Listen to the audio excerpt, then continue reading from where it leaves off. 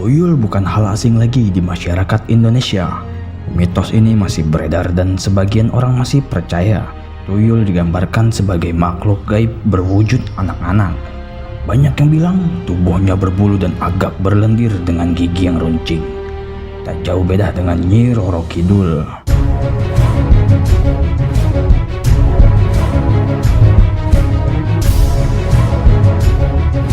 Dia adalah jin yang dilaporkan pernah dilihat oleh manusia dengan penampakan seperti anak kecil gundul yang suka mencuri.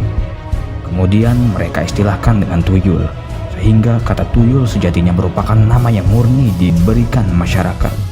Menurut sudut pandang Islam, tuyul sangat erat kaitannya dengan Ajazil, putra iblis yang sangat pandai dalam hal penelitian. Dengan penjelasan yang ada di dalam Al-Quran, tuyul merupakan makhluk yang tercipta dari segenggam daging atau segumpal darah yang berasal dari aborsi anak-anak dari golongan manusia yang penuh dosa dan diciptakan oleh Ajazil untuk menjadikannya sebagai anak buah. Janin yang belum mempunyai roh tersebut kemudian diisi oleh para jin dan setan yang merupakan kelompok Ajazil sendiri.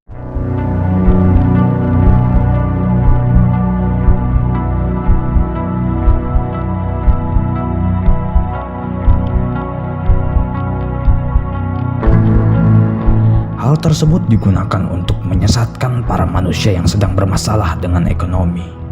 Seperti layaknya jin, sosok yang bisa disebut tuyul juga dapat memindahkan barang.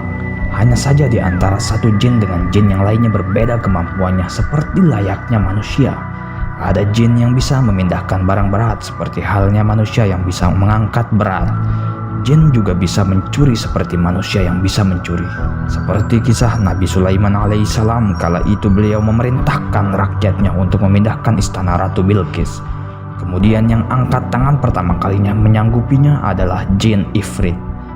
Dari contoh tersebut kita bisa menyimpulkan, jika yang besar semacam istana saja bisa dipindahkan oleh jin, maka tidak menutup kemungkinan yang lebih ringan dari itu juga bisa mereka lakukan. Di dalam Al-Quran surat An-Naml ayat 39 disebutkan, Ifrit yang cerdik dari golongan jin, aku akan datang kepadamu dengan membawa singgasana itu kepadamu sebelum kamu berdiri dari tempat dudukmu. Sesungguhnya aku benar-benar kuat untuk membawanya lagi dapat dipercaya.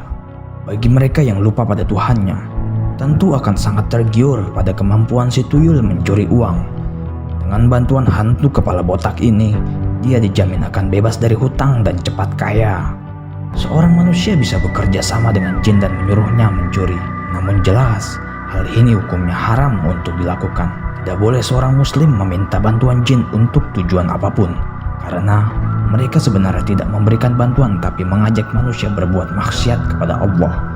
Berbuat kesyirikan atau kekufuran seperti firman Allah di dalam Al-Quran surat Al-Jin ayat 6. Dan bahwasannya ada beberapa orang laki-laki di antara manusia meminta perlindungan kepada beberapa laki-laki di antara jin.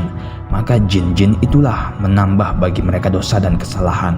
Jika seorang manusia bekerja sama dengan jin, ia akan menaati jin dan menuruti semua yang diminta oleh jin. Hingga pada akhirnya tanpa ia sadari terjerumus pada syirik dan maksiat. Kita harus memahami dan meyakini bahwa Allah adalah satu-satunya pemberi rezeki dengan kehendaknya. Kita bisa merasakan berbagai nikmat rezeki, makanan, kesehatan dan harta dan lain sebagainya. Maka mengapa sulit menyadari hingga bergantung pada selain Allah?